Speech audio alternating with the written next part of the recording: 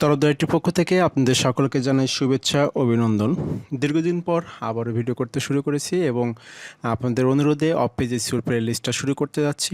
তো of page SEO বলতে আমরা ব্যাকলিংকে বুঝি।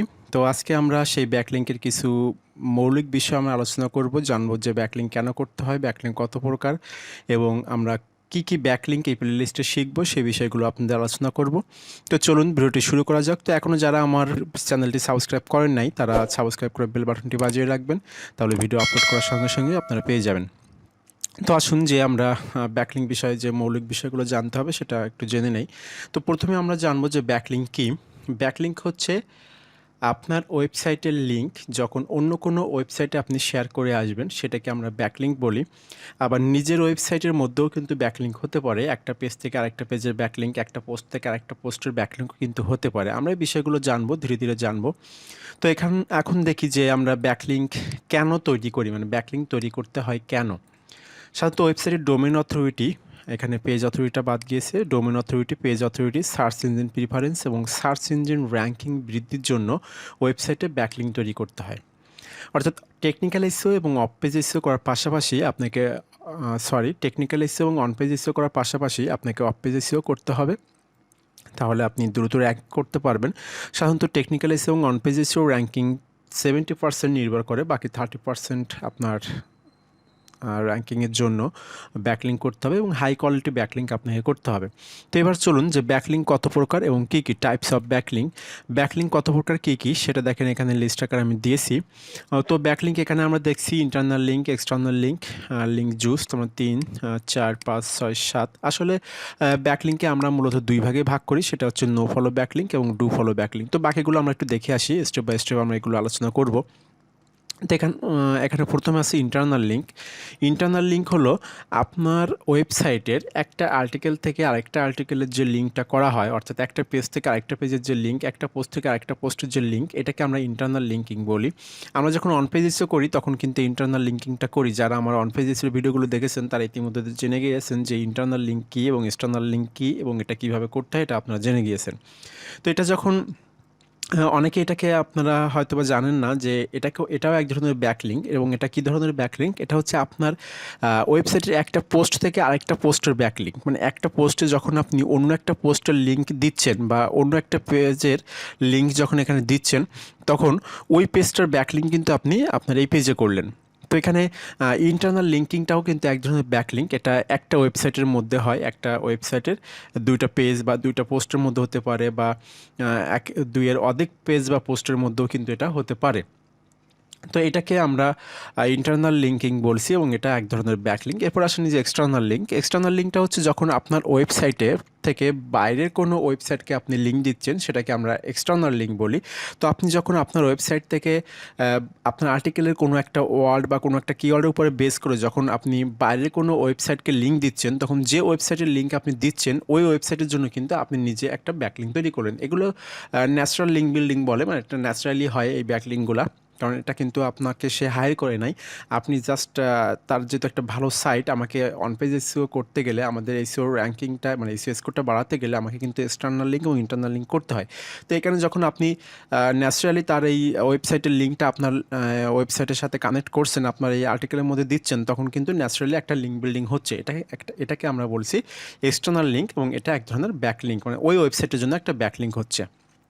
এরপর হচ্ছে লিঙ্ক জুস।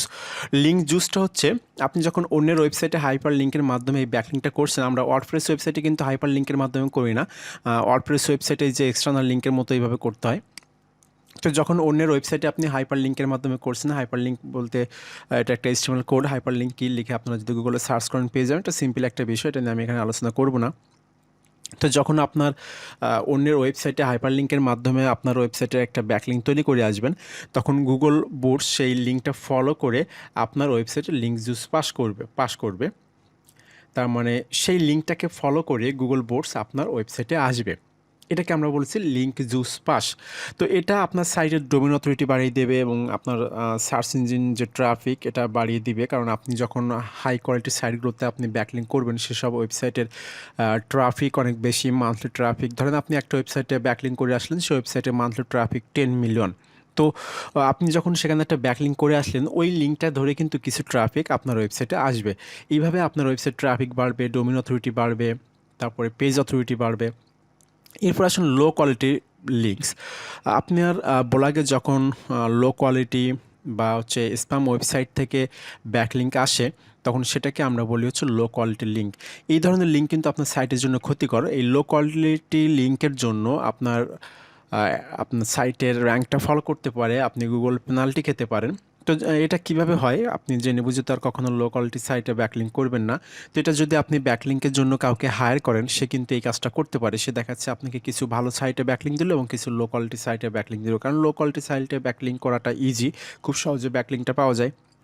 তো এই অবশ্যই আপনি যখন ব্যাকলিঙ্ক করবেন তখন এই লিঙ্কগুলো চেক করে নেবেন, সেগুলো স্প্যাম স্কোর কত, ডিএপিএ কত, এগুলো চেক করে নেবেন। তাহলে বুঝতে পারবেন যে আপনার যে লিঙ্কটা সে করেছে সেটা হাই কোয়ালিটি হয়েছে নাকি লো কোয়ালিটি হয়েছে, মানে হাই কোয়ালিটি ওয়েবসাইটে করেছে নাকি লো কোয়ালিটি ওয়েবসাইটে করেছে। তো এরপরে আরও অন্যভাবে হতে পারে, কারণ যখনই আপনি গুগল র্যাঙ্কে থাকবেন, ধরেন আপনি ফার্স্ট পেজে ফার্স্ট পজিশনে আছেন, তখন আপনার কিন্তু কম্পিটিশন অনেক বেশি। আপনার যাদের সাথে কম্পিটিশন তারা সবসময় চায় যে আপনার ওই 1 নম্বর পজিশনটাকে দখল করতে, মানে আপনাকে ওখান থেকে সরিয়ে দিতে। তার জন্য কি হয়, আপনি আপনার ওয়েবসাইটে ব্যাকলিঙ্ক করছেন না, কিন্তু তারা আপনার হয়ে আপনার ওয়েবসাইটে ব্যাকলিঙ্ক করছে, এবং তারা কি করছে, লো কোয়ালিটি যেসব ওয়েবসাইটগুলো আছে সেই সব ওয়েবসাইটে যেয়ে আপনার হয়ে ব্যাকলিঙ্ক করে আসছে। মানে হাই কোয়ালিটি ব্যাকলিঙ্ক কিন্তু তারা কখনোই করবে না, তারা লো কোয়ালিটি সাইটে ব্যাকলিঙ্ক করছে। তাদের উদ্দেশ্য হচ্ছে আপনাকে র্যাঙ্ক থেকে সরানো, মানে সার্চ ইঞ্জিনের কাছে এটা প্রমাণ করা যে আপনার অনেকগুলো লো কোয়ালিটি সাইট থেকে ব্যাকলিঙ্ক করা, তার মানে আপনার ওয়েবসাইটের ব্যাকলিঙ্কগুলো ভালো না, আপনার স্প্যাম স্কোরটা এতে বেড়ে যাবে, ডোমেন অথরিটি, পেজ অথরিটি এগুলো কমে যাবে। এতে করে কি হবে, আপনার র্যাঙ্কটা ফল করতে পারে, আপনার যে গুগল পেনাল্টি সেটা আপনি খেতে পারেন। তো এক্ষেত্রে কী করতে হয়, সেটা আমি আমার যে অনপেজ এবং টেকনিক্যাল এসিওর যে প্লে লিস্টটা রয়েছে, ওয়ার্ডপ্রেস এসইও, সেখানে আমি দেখিয়েছি মানে কিভাবে ব্যাড ব্যাকলিঙ্কগুলো রিমুভ করতে হয়। আপনি প্রত্যেক মাসে একবার বা দুইবার আপনার ওয়েবসাইটের লিঙ্কগুলোকে চেক করবেন, ব্যাকলিঙ্কগুলো চেক করবেন, এবং সেখানে যে হাই স্প্যাম স্কোর সাইটে যেসব ব্যাকলিঙ্কগুলো থাকবে সেগুলোকে আপনি রিমুভ করে দিবেন। এটা গুগল ডিজাবো টুলের মাধ্যমে রিমুভ করতে হয়, এবং এটা আমি দেখিয়েছি যে কীভাবে রিমুভ করতে হয়। আপনারা দয়া করে সেই ভিডিওটা একটু দেখে নেবেন, তাহলে বিষয়টা ক্লিয়ার হয়ে যাবে আপনাদের। আর আমি দরকার হলে ভিডিওটা আমার এখানে আপনার ডেসক্রিপশন বক্সে ভিডিওটা দিয়ে দিব, ভিডিওর লিঙ্কটা দিয়ে দিব।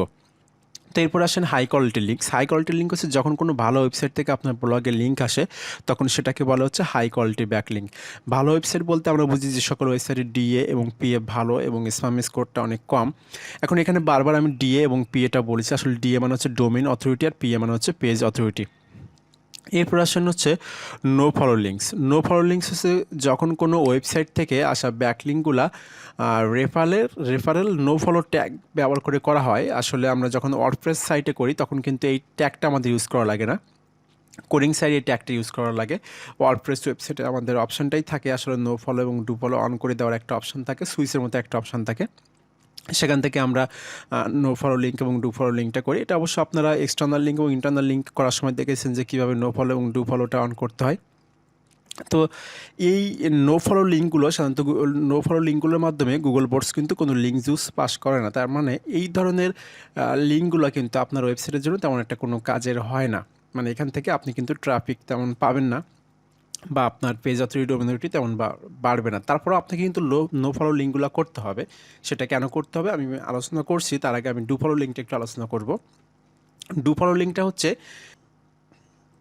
যখন আপনি রেফারেল নো ফলো ট্যাগ ব্যবহার করে, ডু ফলো, এখানে হবে ডু ফলো ট্যাগ ব্যবহার করে, ডু ফলো ট্যাগ ব্যবহার করে কোনো লিঙ্কিং করবেন, এটাকে আপনি ডু ফলো ব্যাকলিঙ্ক বলা হবে। তো ওয়ার্ডপ্রেস ওয়েবসাইটে কীভাবে করতে হয় সেটা ওই নো ফলো বা এক্সটার্নাল ইন্টারনাল লিঙ্কের মতোই সেমভাবে, সেখানে এই ট্যাগটা ব্যবহার করা লাগে না। তো এই লিঙ্কটা কী হয়, এই লিঙ্কের মাধ্যমে গুগল যে লিঙ্ক জুস সেটা পাস করে, মানে এখান থেকে আপনার ওয়েবসাইট ট্রাফিক আসে, আপনার ডোমেইন অথরিটি, পেজ অথরিটি বেড়ে যায়। তো আমাদের এই লিঙ্কগুলো কিন্তু অনেক কাজের এবং এটা খুবই গুরুত্বপূর্ণ। আপনাকে কিন্তু ডু ফলো লিঙ্ক করতে হবে, কিন্তু এর পাশাপাশি আপনাকে নো ফলো ব্যাকলিঙ্কও করতে হবে। এখন সেটা কেন করতে হবে, কারণ আপনি যদি সবগুলোই ডু ফলো ব্যাকলিঙ্ক করেন তাহলে গুগল কিন্তু এটাকে স্প্যাম ধরবে। শুধু গুগল না, যে কোনো সার্চ ইঞ্জিন এটাকে স্প্যাম ধরবে। তাই আপনার এই যেন স্প্যাম না ধরে তার জন্য আপনাকে নো ফলো এবং ডু ফলো ব্যাকলিঙ্ক মিশ্রণে আপনাকে করতে হবে, অফ পেজ এসইওটা করতে হবে। তো এখন প্রশ্ন হচ্ছে কী পরিমাণে আপনি নো ফলো ব্যাকলিঙ্ক করবেন এবং কী পরিমাণে ডু ফলো ব্যাকলিঙ্ক করবেন। এটা হচ্ছে ধরুন আপনার 100টা ব্যাকলিঙ্কের মধ্যে আপনি 80টা ডু ফলো করলেন এবং হচ্ছে 20টা নো ফলো ব্যাকলিঙ্ক করলেন। তার মানে আপনি 20% নো ফলো আর 80% ডু ফলো ব্যাকলিঙ্ক করলেন। এটা আপনাকে করতে হবে। এভাবে না করলে আপনার যে যতই হাই অথরিটি সাইটে আপনি ব্যাকলিঙ্ক করেন না কেন, এটা কিন্তু একসময় আপনার জন্য খারাপ হতে পারে শুধুমাত্র ডু ফলো ব্যাকলিঙ্ক করলে। তো এরপর আসি, এই যে আমরা একটা প্লেলিস্ট তৈরি করতে যাচ্ছি অফ পেজেসের উপরে, মানে ব্যাকলিঙ্ক বা লিঙ্ক বিল্ডিংয়ের উপরে। এখানে আমাদের কী কী ব্যাকলিঙ্ক থাকবে? এখানে প্রোফাইল ব্যাকলিঙ্ক থাকবে, ব্লগ কমেন্টিং থাকবে, ফ্রম সিগনেচার থাকবে, ফ্রম পোস্টিং থাকবে, কোয়েশ্চেন অ্যান্ড অ্যান্সার ব্যাকলিঙ্ক থাকবে, ওয়েব 2.0 ব্যাকলিঙ্ক থাকবে, আর্টিকেল সাবমিশন থাকবে, সোশ্যাল বুকমার্কিং থাকবে এবং গেস্ট পোস্টিং থাকবে। এর মধ্যে বলে রাখি, এই সকল ব্যাকলিঙ্কগুলো আমি কিন্তু প্র্যাকটিক্যালি আপনাদের দেখাবো। তবে এর মধ্যে আমি সাজেস্ট করব ব্লগ কমেন্টিং এবং ফ্রম পোস্টিং, এই দুইটা ব্যাকলিঙ্ক আপনারা কেউ করবেন না, কারণ এটা আসলে পুরোপুরি স্প্যাম। বর্তমান গুগল এই ধরনের ব্যাকলিঙ্কগুলোকে কোনো প্রাধান্যই দেয় না, কোনো গুরুত্বই দেয় না।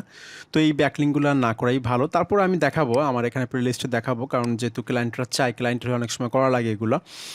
এই যতগুলো ব্যাকলিঙ্কের 9টা যে ব্যাকলিঙ্ক দেখছেন, এর মধ্যে সবথেকে ভালো হচ্ছে গেস্ট পোস্টিং।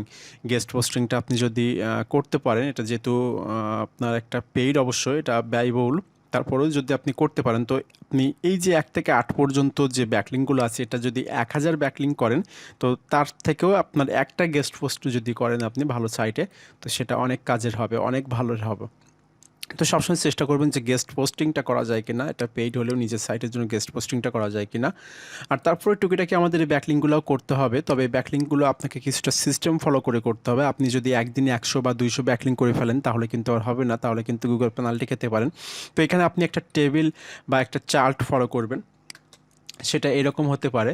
আমি এখানে একটু দেখাই, দেখাচ্ছে আপনার। এখানে আপনি দিতে পারেন ডে 1, ডে 2 এভাবে দিতে পারেন।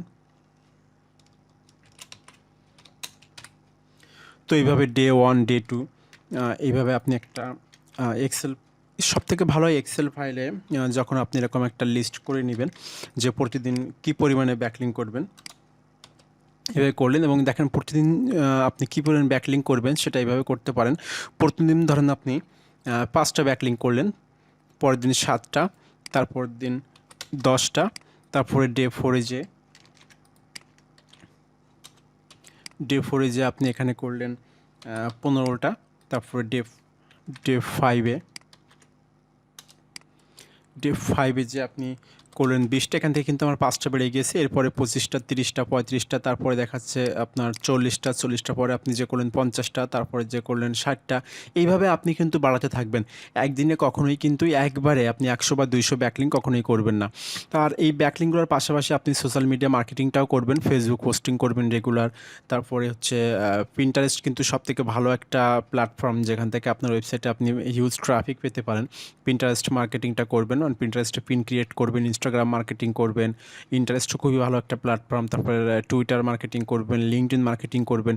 এভাবে আপনার ওয়েবসাইট ট্রাফিক বাড়াবেন, তাহলে আপনার ওয়েবসাইটটা কিন্তু র্যাঙ্ক করবে। এই শুধুমাত্র ব্যাকলিঙ্ক করবেন না, ব্যাকলিঙ্কের পাশাপাশি সোশ্যাল মিডিয়ার থেকে ট্রাফিক আনার চেষ্টা করবেন, সোশ্যাল মিডিয়া মার্কেটিং করার চেষ্টা করবেন। এতে আপনার ব্র্যান্ড প্রমোশনটা যেমন হবে, আপনার ভালো ট্রাফিক আসবে, আপনার ওয়েবসাইটের র্যাঙ্কিংও বৃদ্ধি পাবে। তো এইভাবে যদি এগিয়ে যান, তাহলে দেখবেন যে আমার যে টেকনিক্যাল এবং অন পেজ এসইও যেগুলো দেখিয়েছি, এবং কিওয়ার্ডটা যদি ভালোভাবে আপনারা রিসার্চ করতে পারেন, ভালো কিওয়ার্ড যারা সিলেক্ট করতে পারবেন, তাদের জন্য আসলে এসইও কোনো ব্যাপার না। এবং তারপরে এই ব্যাকলিঙ্ক এবং সোশ্যাল মিডিয়া মার্কেটিং যদি আপনি রেগুলার করে যেতে পারেন, তাহলে দেখবেন যে আপনার ওয়েবসাইটটা 3 থেকে 4 মাস বা 6 মাসের মধ্যেই আপনি র্যাঙ্কে চলে আসবেন। তো এই ছিল আজকে আমাদের ক্লাসটা। যদি ক্লাসটা ভালো লেগে থাকে, তাহলে লাইক বাটনটিতে ক্লিক করবেন, আর যদি ভালো না লাগে তো ডিসলাইক বাটনটি আছে। আর যদি ভালো লাগে, তাহলে অনুরোধ থাকলো চ্যানেলটি সাবস্ক্রাইব করে বেল বাটনটি বাজিয়ে রাখতে, তাহলে পরবর্তী ভিডিও আপলোড করার সঙ্গে সঙ্গে পেয়ে যাবেন। এবং এখন থেকে চেষ্টা করব সপ্তাহে রেগুলার না পাইলে সপ্তাহে 2টা ভিডিও যেন দিতে পারি। তো সবাই ভালো থাকবেন, ধন্যবাদ সবাইকে।